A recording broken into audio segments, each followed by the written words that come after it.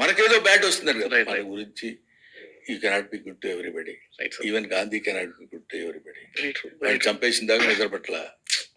So జాతి నీ జీవితం అంతా నువ్వు త్యాగం చేసిన చాలా మంచివాడని ఎవరిని అనరు. ఎంఎస్ సుబ్బలక్ష్మి అంతటి మహానుభావురాల్ని ఆవిడ బయోగ్రఫీ రాస్తూ అందులో ఆవిడ సిగరెట్ కాల్చింది అని రాశాడు. వాడికి అది ఆనందం. ఎంతటి విద్వన్ మణి ఆవిడ.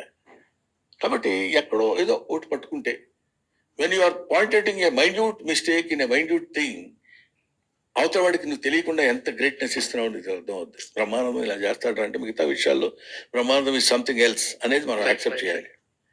మన గురించి వాడు ఒకడు వెనకాల మాట్లాడుకుంటున్నాడంటే వాడు వెనుకున్నాడు, మనం ముందున్నాం. క్రేజీ అసలు. నాకు ఇది ఆర్ఆర్తో వినబడ్డరా. ముందు ఫస్ట్ పాయింట్ ఏంటంటే ఒక్క సలహా ఎవరికి ఇవ్వకు. ఫస్ట్ పాయింట్ అది. సలహాలు ఇవ్వటం అనేది బేసిక్గా మానేయాలి. నువ్వు ఎంత గొప్పడు అని నువ్వు అనుకున్నా సరే. తర్వాత 15 to 30 years అన్నారా? 25 ఏదో.